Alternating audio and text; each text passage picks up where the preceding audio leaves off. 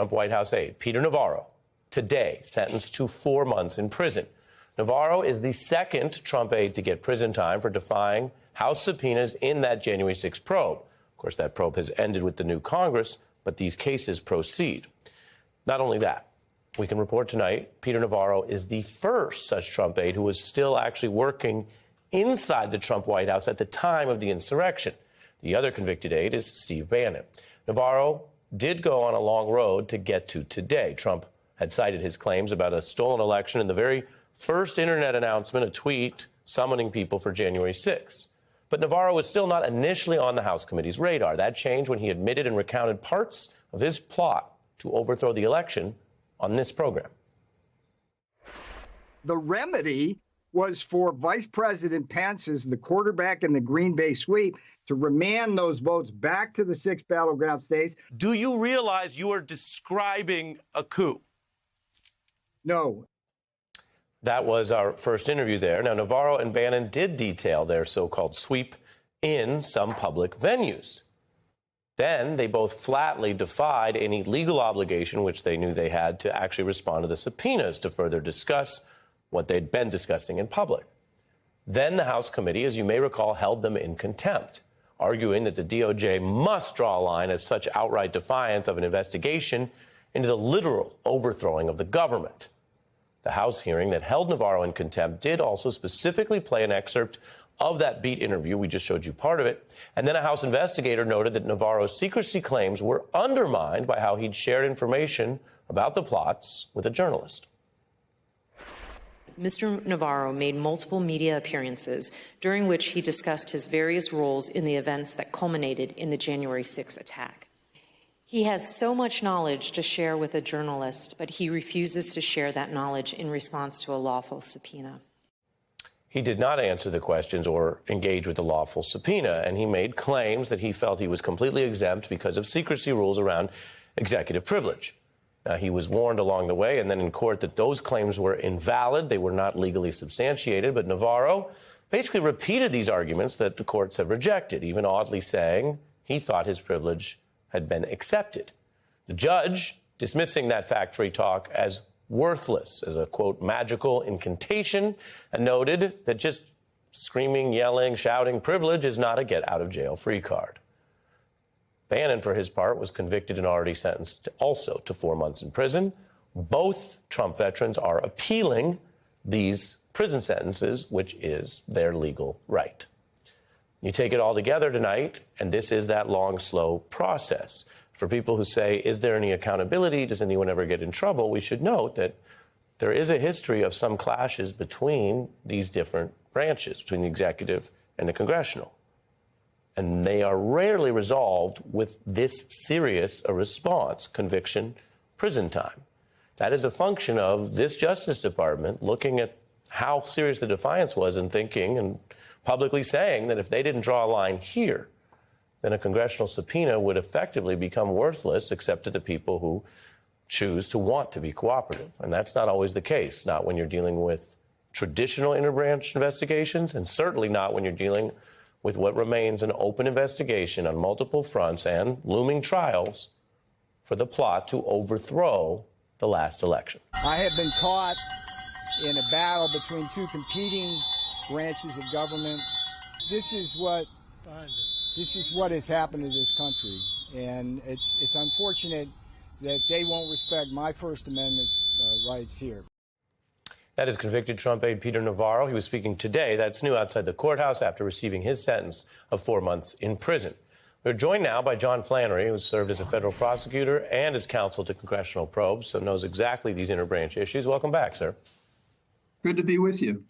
Big picture, I walked through how we got here and why it is fairly unusual to resolve these kind of disputes this way, but DOJ deemed it necessary given the level of defiance. What do you think people should make of the now later chapters in this story, that Bannon and Navarro got time to make noise, got their day in court, but that the system ultimately is saying that what they have done, even as people powerful enough to be in the White House, means they should report to prison? Well, they ignored a garden variety kind of approach by having it, in their opinion, both ways. That is to say, they spoke to you when during the trial of the contempt citation, he would talk outside the courtroom. So he wanted a First Amendment, not really. What he wanted was a hearing outside the court because he couldn't put on a defense in the court. And the reason is because he had basically been part of a project to overthrow the government, which you pointed out, that this was a coup. And he remained even resistant on the air in response to your question. So we have a man who breeds distrust in our system by lying about its effectiveness because he had a First Amendment right in the sense of access to court when he was in court and chose not to use it. And he wrote a book about it. He gave interviews to you, which were the most productive in terms of showing that their political theater was in defiance of a trust of our system, which was lawful, and proceeded, it seems to me, to his benefit. And so I think the judge, in the language of the sentence today, did two things. It chose a sentence. We would have all wanted him to get 6 months, myself included, but I've never replaced myself for a judge when those sentencing decisions are made. And I think the judge decided that instead of focusing so much on the time he got, was to talk about the offense to our system of government, to the failure to comply with a subpoena to investigate the very coup that he was participating in. So in a nutshell, what we have is these two men close to the president have proved, again, for the public that's paying any attention at all, that they were out to defy our government and to overthrow it. Mm-hmm. Yeah, and you mentioned what the judge said today, and this is all new. These kind of stories with these characters can have a narrative sense of passing you by. You say, well, I remember this, and then I remember he got convicted, and people move on, and then people can pay attention to whatever they choose. The legal process is supposed to be clear and exacting to the end. And so the sentencing phase today is different than the conviction. And here's exactly what the judge said for viewers. This is brand new that you referred to, John. Judge Mehta instructing now convict Navarro, you are not a victim. These are circumstances of your own making. Judge Mehta goes on to say, I find disappointing in all of this. There's little acknowledgement of what your obligation is as an American to cooperate with Congress. They had a job to do, and you made it harder. It's really that simple. And I think everyone has observed the very tragic and hypocritical politics of the attack on Congress. You have part of the Republican Party minimizing or lying about it. You have other honest people of various stripes, including some self-identified conservatives and Republicans who oppose it.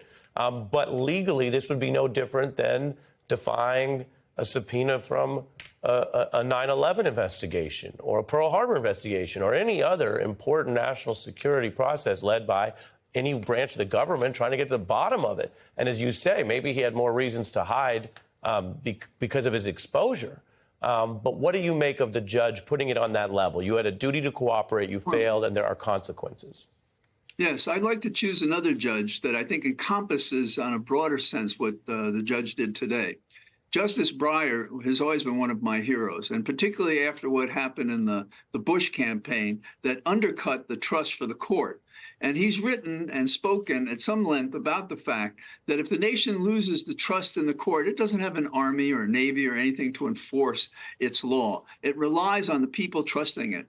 And the judge, if the judge went too far, to be fair, the judge proved that you can trust our system to give you every opportunity to defend yourself and to explain what you're doing. And so I think what the judge did today fits within Judge Breyer's, if you will, motivation or synthesis of how we should handle these things. We have to show the people that the Constitution and the laws matter. Mm-hmm. We do it by abiding by them, even when our instinct is he should have gotten every day of 6 months, and he deserved it. There's no question about it. And I think the judge knew that. And by his statement today, he explained why that would be right. But he showed some mercy for a man who doesn't deserve it. That's the principle. The practical part is why sometimes people ask, is it hard to pursue someone like Trump? And as a legal matter, I say this not as a criticism, although it could be, but legally, right. It can be very hard to pursue people who have extra levers of power. And he certainly has that in the mob that supports him, that scared Mike Pence and others. We have reporting on that. And he has this unusual position of someone who might go back into the presidency. And so he did pardon Stone and Manafort and Bannon. He did much more than the traditional ideas about what the limits, not the legal limits, but you should be too embarrassed to do that. You should have too much shame to do that. Now, here's today Navarro on the pardon question. Are you expecting or hoping for a pardon from Donald Trump in 2025? No, I'm not expecting or hoping for that. That's not an issue. I do believe President Trump will win the White House. That is Mr. Navarro's response, and that hangs over all of this. And this is the practical side, John, which is we talk about sometimes what parts of the Constitution or our system are working. Right. I'll give you a quick example. The very complex federalism that cuts it up into all these states and localities, that worked to stymie the unilateral attempts at a coup. It did work. It helped. It made it much harder. Here's something that doesn't work. You have someone running around musing about pardoning seditionists in our midst. I'm curious what you think of Mr. Navarro's careful answer and that problem for our system. The problem that I see is not what the judge did today. What the judge did today was just spot on the money for how you handle something like this. There was a sentence, there was a hearing, there was proof, and the court tried it in the courthouse and didn't feel it had to go out and do any street theater. What we have had is people in responsible positions not using the authority they have in the Constitution or the rules. For example, judges not holding people in contempt, particularly Trump, forcing them to deal with it, dismissing things that they're doing because of how they're acting improperly. And it goes all the way back to the fact that, and I know you have a different opinion about it, but it's an example. The notion that under Article 14, Section 3, a person who has tried to overthrow the government can stand for any office in America. That is absolutely wrong.